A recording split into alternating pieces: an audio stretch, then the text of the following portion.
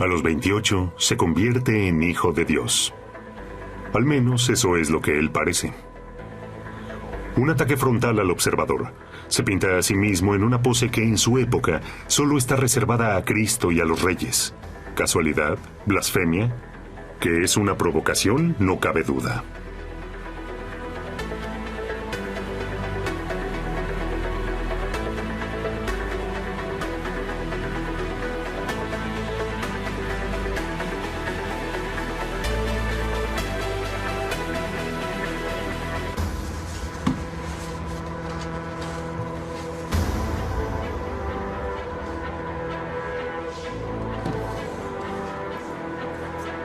La liebre lo hizo mundialmente famoso, y las dos manos. Las líneas negras simples de estos dos cuadros justificaron su fama. Durante décadas, tuvimos retratos de Durero en nuestras manos. A Durero le habría encantado. Exactamente eso era su objetivo, distribuir entre la gente miles de copias de sus cuadros. Nuremberg, Museo Nacional Germano, la fábrica de ideas de Durero de Alemania. Fue precisamente aquí donde se comenzó a reestudiar la obra temprana para poder comprender mejor la evolución y la capacidad de Durero. ¿Qué tenía este Alberto Durero que no tenían los demás? ¿Y qué le pasaba por la cabeza?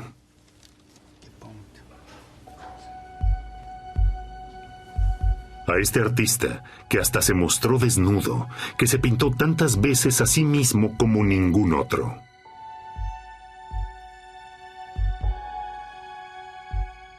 Y con toda seguridad era un tipo especial, que intrigaba porque se comportaba muy diferente a su entorno, al que a él le gustaba llamar la atención, que tenía barba cuando los demás no tenían, que se arreglaba bastante y cosas por el estilo. Pero a pesar de todo eso, no era del todo marginal, porque él quería ser parte. Y era un gran autorretratista, tanto en lo pequeño, en la esfera privada, como en lo grande, en autorretratos. Y para él era importantísimo ser conocido. Sí fue conocido. Ya en vida se consideraba a Durero el artista más importante de la región de habla alemana. Ya han pasado más de 500 años y sigue llegando a la gente.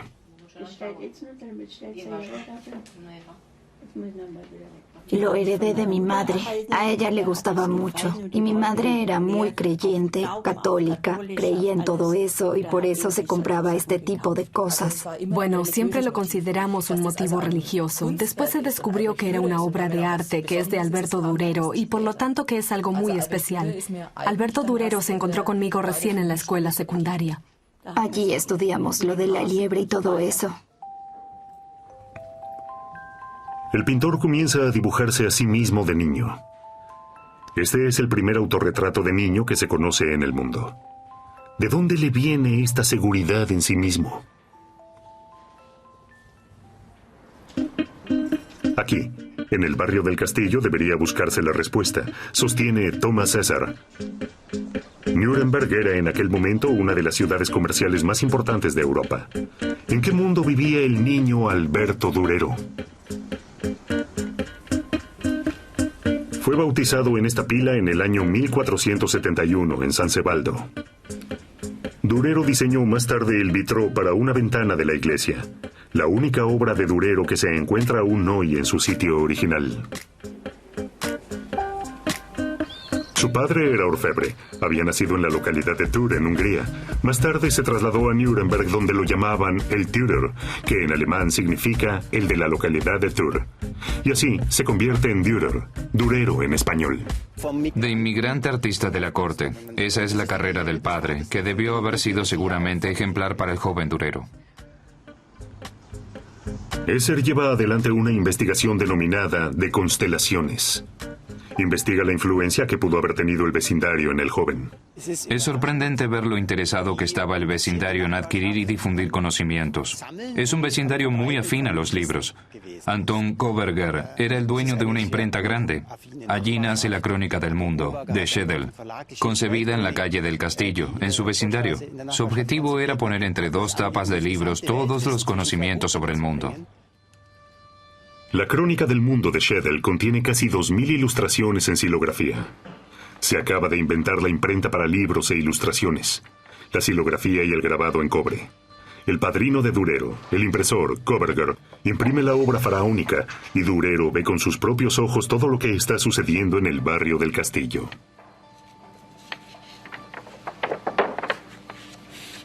Durero, cuando aún era aprendiz, tuvo la oportunidad de aprender de proyectos de impresión de libros como la Crónica del Mundo de Schedel, que el texto y la ilustración son importantes y que los nuevos lectores de libros tenían tanto interés por la ilustración como por el texto. Ningún otro artista producirá más adelante tantas ilustraciones en serie, ni las distribuirá por miles en toda Europa. La investigación sobre Durero siempre es un trabajo pionero. Recién hace unos años, no muchos, el Museo Nacional Germano identificó un retrato de su madre como obra suya. Bárbara Durero tuvo 18 hijos. Solo Alberto y 2 hermanos varones sobrevivirán. Es su primer cuadro y uno de los más enigmáticos, ya que Durero siempre esconde secretos. La cámara de reflectografías infrarrojas permitió descubrir hace poco algo curioso. En la parte trasera del cuadro hay un dragón. Este dragón que viene volando desde atrás de un espolón y pasa por una estalagmita y toda la escenografía tiene algo de apocalíptico que difícilmente podemos interpretar. Y uno debe tener siempre presente que esto es la parte de atrás del cuadro de su madre. Freud se regodearía con estas cosas. Nosotros, como historiadores del arte, somos algo más cautelosos y no conseguimos atar cabos para sacar una conclusión definitiva. Mucho de lo que sabemos de Durero lo sabemos por él mismo. Dejó cartas personales. Algunas se conservan en la Biblioteca Municipal de Nuremberg.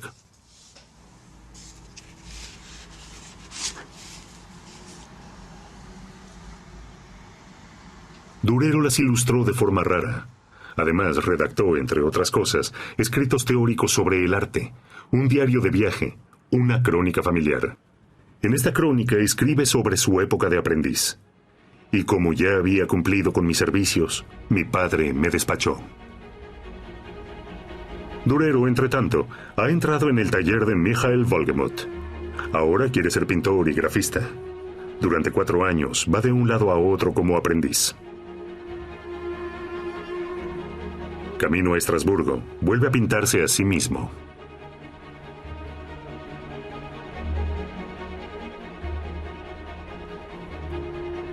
En una inscripción, Durero comenta este periodo. El de arriba dicta mi destino. ¿A quién se refiere? ¿A Dios o a su padre desde su casa en Nuremberg? Pues el padre ya ha escogido una novia para él. Durero se casa. Mi Agnes, un dibujo con pluma de su joven mujer. En aquella época, Durero tiene pocos pedidos. 1495. Cristo como varón de dolores.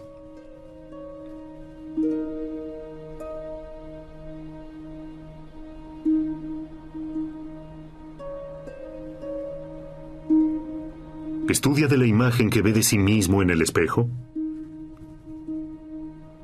Ahora comienza a experimentar con grabado en cobre y hace algo que para la época es extraordinariamente inusual. Firma sus grabados. La Sagrada Familia con la libélula lleva por primera vez las iniciales AD. En casa no aguanta mucho. Deja plantada a su Agnes, al menos por un tiempo. Su destino, el otro lado de los Alpes, la Suiza francófona. ¿Qué lo atrae aquí? No hay ninguna cita de Durero al respecto. ¿Qué buscaba en la Suiza francesa?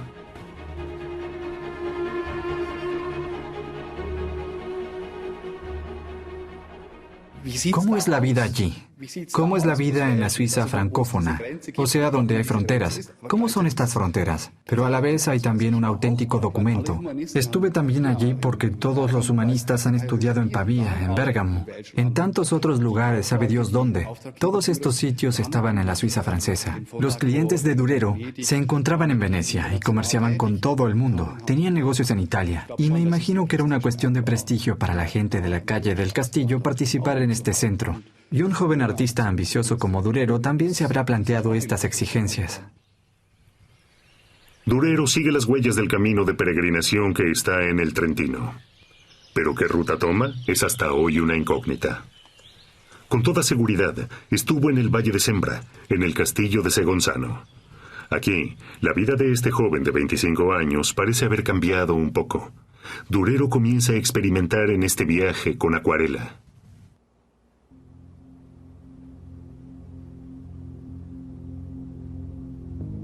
Montañas italianas, escribe sobre la hoja. Sus motivos flotan prácticamente sobre el papel. Los márgenes no están trabajados. Los bordes quedan casi difusos.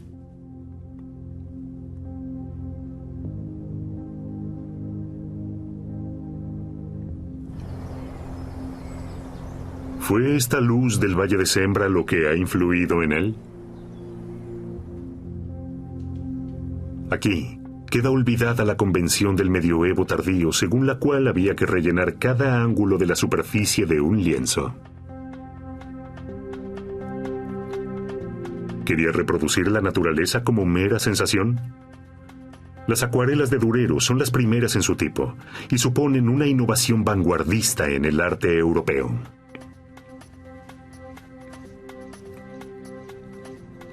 Aún años después, el viaje por las montañas sigue reflejándose en las pinturas de Durero. El llanto sobre Cristo muerto. Este cuadro puede verse hoy en la antigua Pinacoteca de Múnich. Aquí también se exhibe su autorretrato con traje de piel. Cuando no hace mucho se lo examinó con rayos X, algo sorprendente salió a la luz. Un dibujo oculto con detalles minuciosos.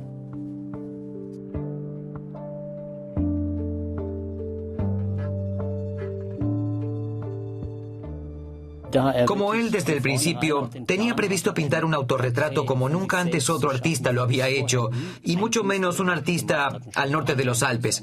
Creó también el dibujo oculto. Lo había diseñado con esmero. Y lo interesante del dibujo oculto es que en el fondo es más parecido al Durero real, mucho más parecido que en la pintura. Y cuando uno parte del hecho de que el dibujo oculto realmente surgió frente al espejo, que él después no necesitó más su imagen reflejada en el espejo cuando empezó a pintar, sino que pudo concretar la pintura porque ya tenía prácticamente la imagen ante sí. Solo necesitó darle un marco de color, y creo que eso encontramos también en esta inscripción que resulta tan enigmática, que se encuentra escrita a la derecha junto a su cabeza. Al respecto, él dice: yo, Alberto Durero de Nuremberg, me pinté a mí mismo con mis propios colores, con los correspondientes colores reales o característicos, como uno quiera traducirlo, pero yo me he pintado a mí mismo en colores. Ese es el punto determinante. Es un manifiesto del pintor Alberto Durero.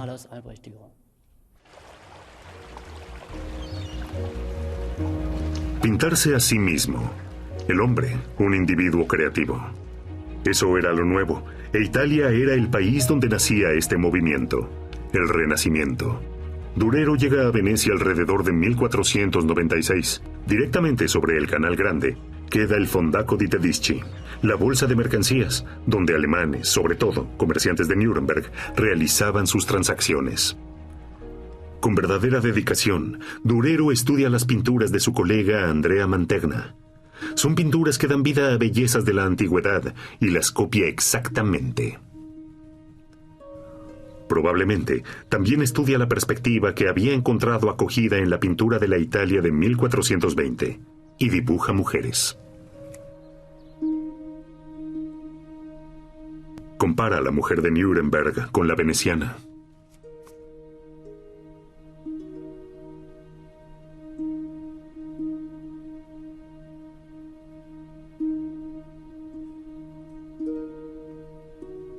Los cuadros que pintará de ahora en adelante hablan una nueva lengua. Busca la belleza. Su ejemplo es la antigüedad que se redescubre en Italia.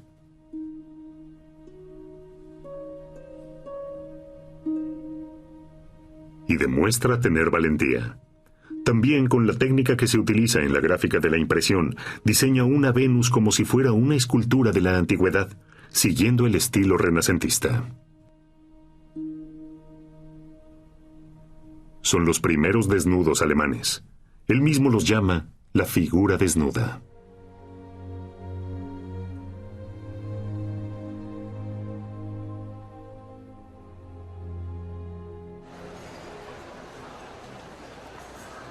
Rolf Vollmann es escritor.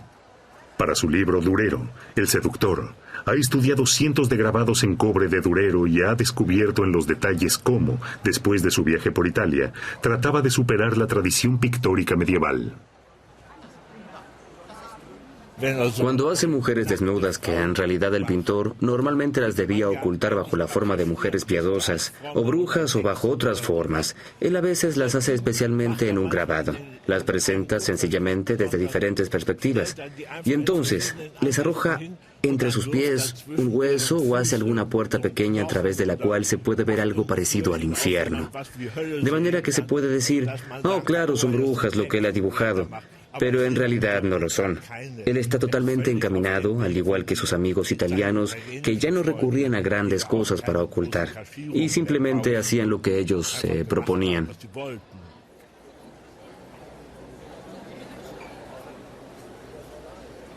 Detrás del árbol se esconde un esqueleto, una especie de viejo motivo gótico cristiano. Y el esqueleto se esconde de manera tan tonta, y su cabeza tiene una postura tan mentecata, que lo primero que pensé fue, Durero, en realidad, se está burlando de todo el motivo. Con toda seguridad, Durero era una persona de mucho humor.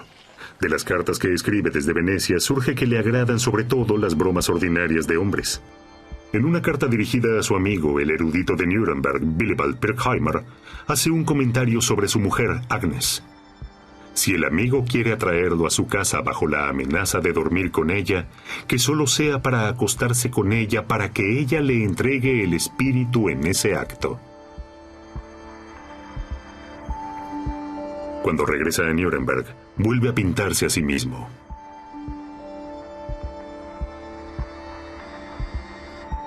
Boca carmesí, mirada de sabiduría, estampa a la moda. Guantes, ya no es un artesano, es un señor como los pintores de Italia, un artista. En el fondo del cuadro se ven los Alpes, aquel paisaje que él había recorrido. ¿Quiere contar su proceso de emancipación? Según un nuevo enfoque de los investigadores de Nuremberg, no es solamente eso lo que él quiere.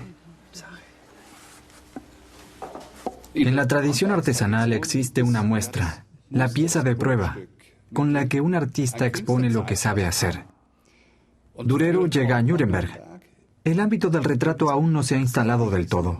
Busca el nicho ideal para este segmento y pinta retratos absolutamente perfectos con los que muestra, esto es lo que sé, que un artista se atavíe de esta forma, como un retrato del Prado, paseándose por las calles. No lo puedo imaginar por más que quiera, pero si observo a Rembrandt, que en la época de Ámsterdam aún sigue pintando burgueses, cuando se autorretrata lo sigue haciendo como burgués.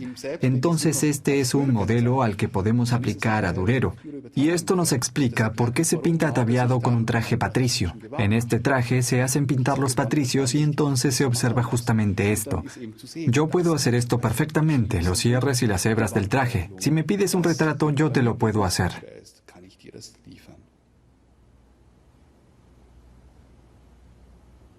A partir de ese momento, emprende una ofensiva con lo que él puede y está en condiciones de hacer por todos los medios. Durero muestra de forma ejemplar que es capaz de reproducir el cuerpo humano. Los bustos, las cabezas, el perfil de 3/4, el perfil completo, de frente. Y por último, quizás es también una manifestación de su capacidad de representar, de modelar el desnudo masculino en esta técnica difícil de la silografía, lo que es la intención fundamental de esta hoja de gran tamaño. Además, Durero es un gran dramaturgo. El libro del Apocalipsis. El tema estaba presente. El fin del mundo se anunciaba para el año 1500.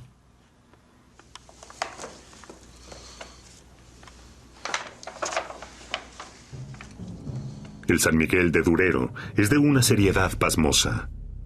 Toma la lanza con ambas manos y la clava en las fauces del monstruo. Por todas partes luchan ejércitos celestiales contra dragones diabólicos. Cine de acción para un público masivo. Más adelante, Durero escribirá que el arte tiene que ser violento.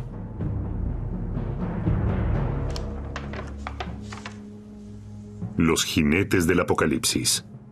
Nunca antes se había representado el movimiento con tanta verosimilitud como en esta silografía.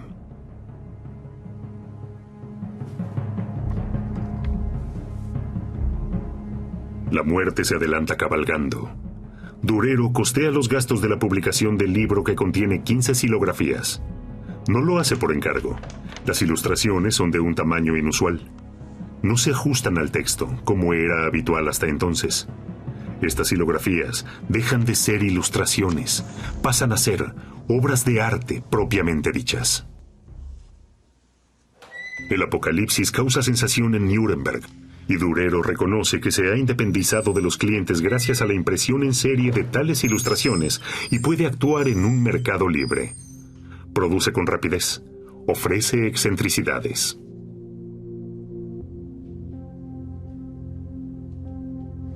Solo se conservan unos cuantos ejemplares de esta publicación. Muestran la precisión increíble de cada uno de los pormenores que ha grabado en ellas.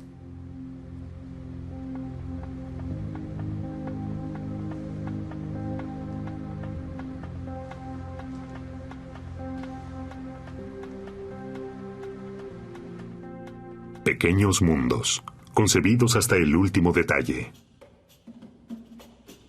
Hoy son una bendición para la cría de cerdos.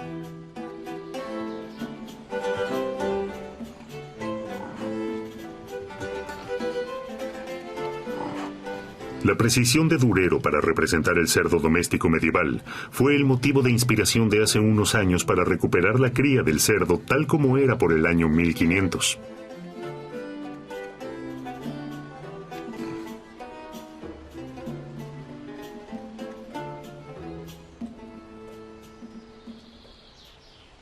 Una mezcla de cerdo doméstico y jabalí que no se le parece demasiado al original, pero ahora lleva un nombre distinguido. A Durero le habría agradado probablemente. Se habría asegurado inmediatamente los derechos de autor, pues parece que en ese momento ha dejado de esperar que el de arriba dicte su destino. Lo toma en sus manos. Ahora aparecen las iniciales AD en todas partes. El cuadro se convierte en un artículo de marca, y él en autor.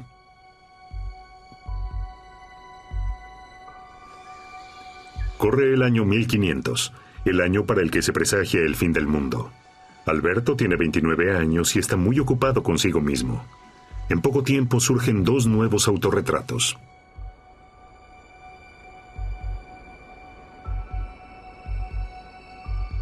Este seguramente no estaba destinado al público en general. Así, nadie se había pintado hasta ese momento. Así tampoco, de frente. ¿Pretendía lograr un parecido con Cristo? No podemos descartarlo porque no estábamos allí en ese momento. Y Durero, lamentablemente hay que decirlo, jamás se expresó sobre este autorretrato suyo. Solo vemos lo que vemos y lo que ha pintado es lo que podemos interpretar. En este sentido, hay un cierto margen para diferentes opiniones. Pero me puedo imaginar que no tenía en mente desde un principio el esquema de los íconos del Salvador que prodiga bendiciones cuando comenzó su autorretrato. Quería representarse a sí mismo. Cuando investigamos un poco, nos preguntamos, ¿dónde hay retratos de frente? Los hay en las esculturas de la antigüedad, y él las conocía con toda seguridad. Aquí tenemos esta. También esta otra de un extracto. Es la media figura de personas que están representadas y que nos miran totalmente de frente a nosotros, los observadores. Es posible que estemos, en efecto, ante una competencia totalmente consciente con los escultores. Así entendemos esta inscripción en la que él resalta su existencia como pintor. Él es sin duda alguna uno de los pintores y grafistas más famosos de ese momento. Su fama hizo que hoy haya muy pocos trabajos de él en Nuremberg. Viena es el bastión actual de Durero. Habría sido propio de él ser también escultor, un uomo universale, polifacético como sus colegas Miguel Ángel o Leonardo. Más tarde, sería igualmente venerado.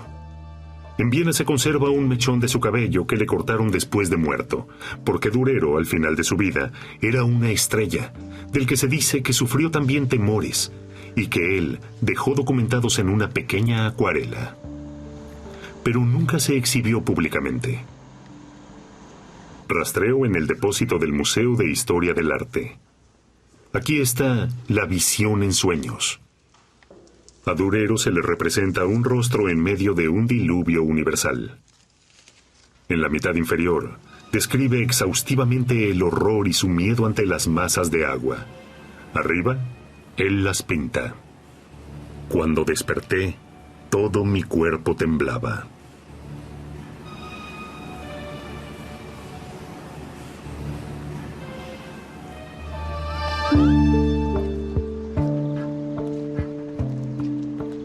Inventarnummer ist 3061 Albrecht Dürer System, Hochsicherheitsdepot. En las oficinas de Klaus Albert Schroeder, director de la Albertina de Viena, Durero yace en el depósito de alta seguridad al que solo tiene acceso un robot. Los valiosísimos cuadros se encuentran en una cámara blindada aparte. Los cuadros, que son sensibles a la luz y que están guardados aquí, no se exhiben casi nunca. Uno de ellos es la de la liebre, pintado en 1502.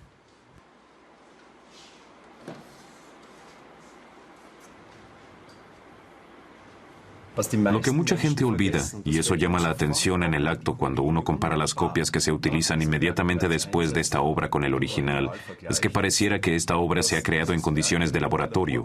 No hay un medio ambiente, no hay una pradera, no hay un bosque. Allí no hay otros animales, sino que es como si hubiera querido representar en el laboratorio el animal como tal, la esencia de la liebre como tal.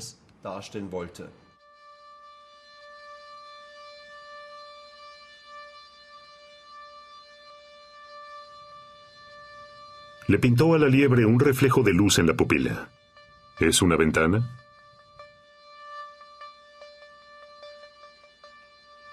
Muchas veces, Durero hacía reflejar en las pupilas de sus retratados una ventana luminosa, algo que también hizo en su autorretrato más conocido. El ojo es una ventana al alma del ser humano, a la del animal. Es un topos antiguo, un sensus literalis que va transmitiéndose y que él utiliza tanto en el autorretrato como en la liebre. Solo que lo sorprendente es que entre el más elevado, el hombre que ha sido creado a imagen y semejanza de Dios, y el más insignificante, el animal más sencillo, no hay diferencia en este aspecto, y a ambos se les atribuye un alma que está en la naturaleza de Dios. ¿Veneración por la vida? A Durero lo que le importaba ante todo era la perfección. Una vez escribió, en efecto, el arte está verdaderamente en la naturaleza. Quien pueda arrancarla de allí, la tendrá. Durero la arrancó. De vuelta en el Museo de Nuremberg. Nos encontramos aquí ante el altar de los agustinos que se construyó en Nuremberg en 1487, es decir, justamente en el momento en que Durero entraba en el taller de Wolgemut. Es muy probable o casi seguro que Durero haya visto esta obra, y nosotros vemos aquí, entre otras cosas, una enormidad de representaciones de plantas, el lirio clásico, pero también algunos insectos, estas plantas de fresas, acianos y el césped, que eran típicos de aquellas pinturas de la Edad Media tardía, y lo que Durero hace ahora es aislar una porción de césped, la perfecciona sobre el papel con técnica de aguada, la eleva y la convierte en un ideal de la representación de la naturaleza. Le sigue la pista a los ideales. Durero busca la perfección de las proporciones humanas.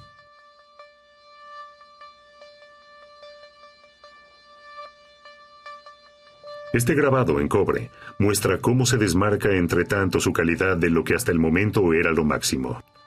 Ni su maestro Wolgemut había mostrado a Adán y Eva así en la Crónica Mundial de Schedel. Entre ambos cuadros había apenas 11 años, pero las diferencias son abismales.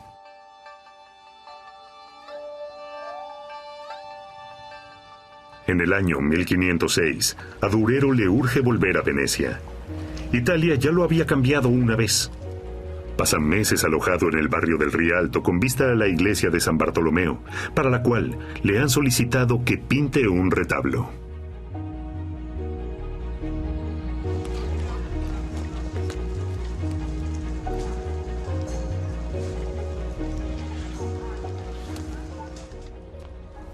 En el puente del Rialto observa a hombres jóvenes.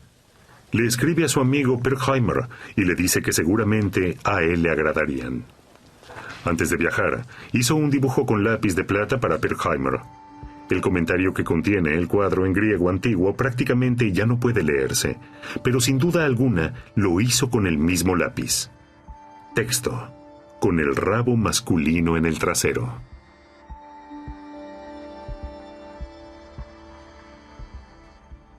No le adjudiquemos una orientación sexual concreta a ninguno de los dos. Es decir, que como historiador debo negarme a sacar la última conclusión de si ambos eran heterosexuales u homosexuales. Es interesante constatar que la sexualidad es un tema en comunicación entre ellos. Eso es lo interesante en sí. No son de ninguna manera un tabú como nos imaginamos en una sociedad católica medieval obediente. En el caso de Pirkheimer, seguramente es un tema que aborda, ya que él habla de esto en griego críptico. Es decir, que permite que solo los iniciados, por decirlo así, puedan leer esta inscripción en el dibujo. Durero es más bien, diría yo, el orador de la tertulia. Durero no sabía griego, no sabía escribir griego. En realidad, el único que puede haber escrito eso es Pirkheimer. Entonces bien, uno es el literato ilustrado, que escribe en griego algo en la pintura. El otro es el retratista, que dibuja a su amigo. Solo podemos especular si Durero tuvo conocimiento o no de las groserías que Pirkheimer había puesto en el papel. Quizás no lo sabía y todos se le habrían reído por esta ignorancia que debía soportar por ser artesano. No tiene en su vida privada el reconocimiento que está buscando. Quiere ser un artista y no un artesano. Quizás por eso escribe una carta sobre Venecia. Aquí soy un señor. En casa, un parásito. Una visión sobre sí mismo funesta. Es entonces cuando conoce a Giovanni Bellini, el gran maestro de la pintura veneciana. Durero estudia minuciosamente los cuadros de Bellini. De él aprende el colorido y la composición. Bellini y Durero, la fiesta del Rosario. Esto lo he pintado yo, el alemán Alberto Durero, en 5 meses, 1506. Así, reza la inscripción en el papel con el que Durero se presentaba seguro de sí mismo en el fondo del cuadro.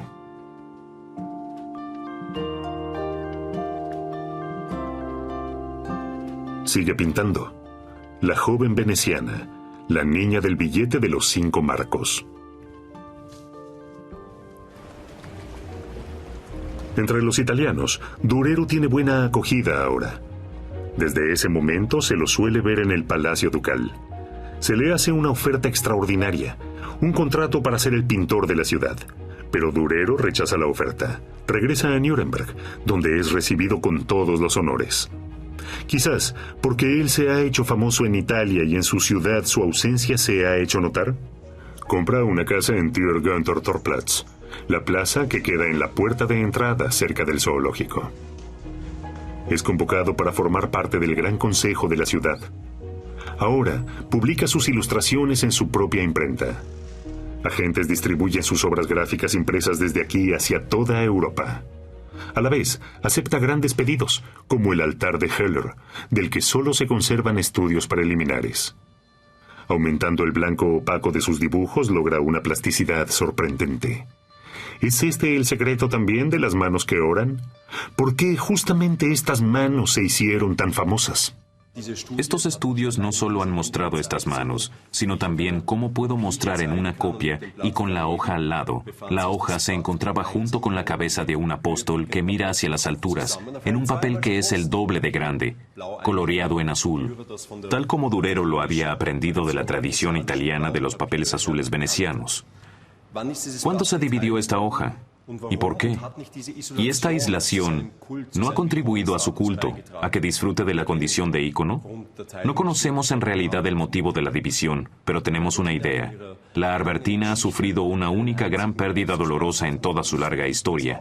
Fue justamente el primer director de la Albertina, François Lefebvre, un francés, que en los primeros años del siglo XIX se apropió de 300 folios y probablemente quiso ocultar este robo, este desfalco, aumentando la cantidad de las obras de Durero que estaban en la colección del duque Alberto, y entonces cortó las grandes hojas dobles por la mitad.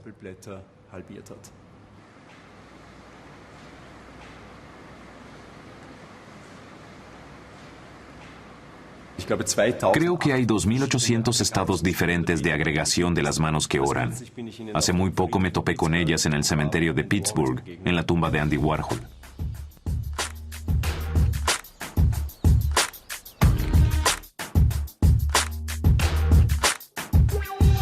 Lo llamativo del tatuaje es que este tatuador es uno de los pocos que utiliza el blanco que utilizaba también Durero en sus bocetos originales, cuando pintaba estos bocetos sobre un fondo azul, de manera que se destacaban los sombreados grisáceos oscuros y sobre todo también el blanco del azul. Y este tatuador ha representado correspondientemente también, con pintura blanca para tatuajes, lo que de lo contrario raras veces se encuentra en las manos que oran. Es decir, que por eso yo partiría del supuesto de que este tatuador se ha dedicado a estudiar un poco más profundamente el motivo original.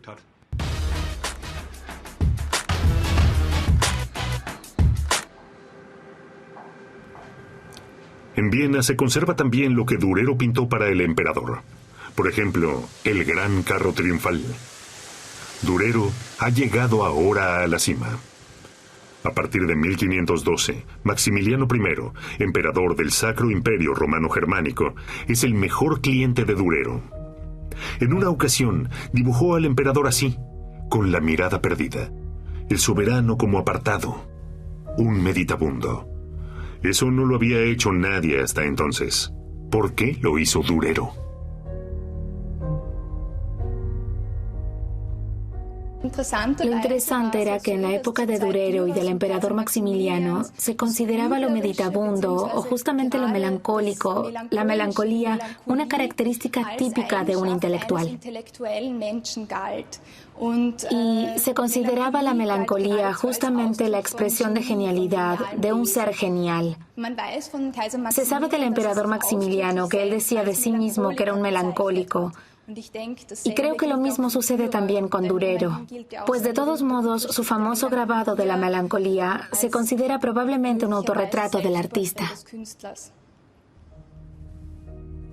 La melancolía como muestra del máximo poder creativo. En Durero es un ángel en meditación contemplativa. La Melancolía I es uno de los grabados que se consideran sus obras maestras.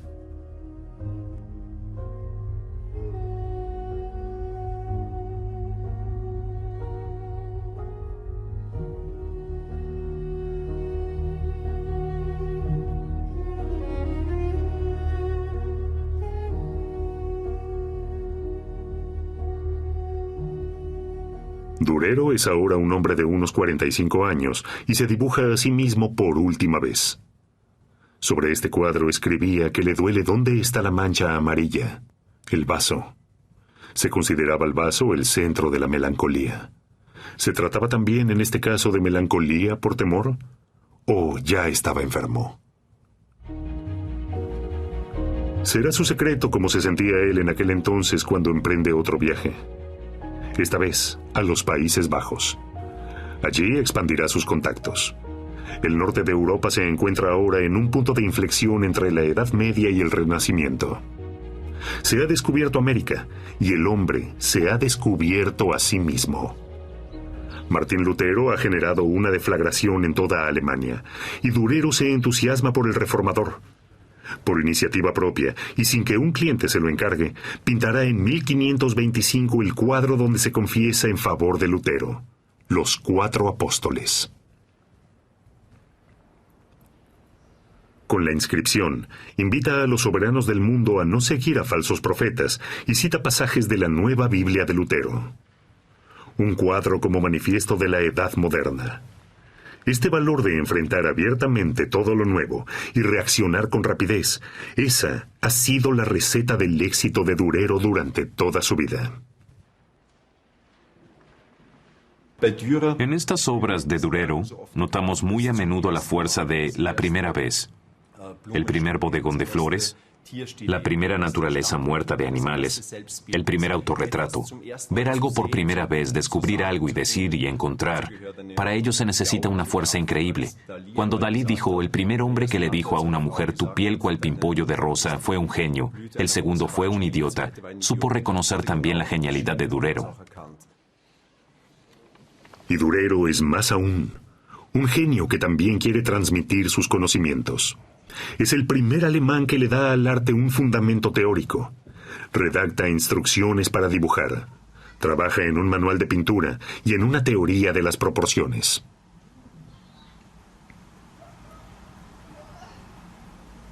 No vivirá para cuando estén publicados.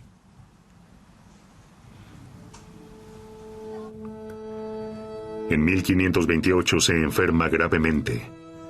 En apenas unos días, muere en Nuremberg a la edad de 57 años. No se sabe qué enfermedad lo arrancó de la vida, porque él y Agnes no tuvieron hijos tampoco. La familia Durero se extinguió poco después de la muerte de Alberto. Lo que había de mortal en Alberto Durero descansa bajo esta colina. Es lo que su viejo amigo, Pirkheimer, mandó a inscribir en la lápida. Durero mismo decidió lo que sería inmortal, durante su vida y después de su muerte. Él mismo es quien anima a sus amigos artistas a realizar un retrato de cada edad. Aparecerá en medallas recordatorias. Una variante de aquel autorretrato desde que él nos mirara fijamente a los ojos desde hace más de 500 años.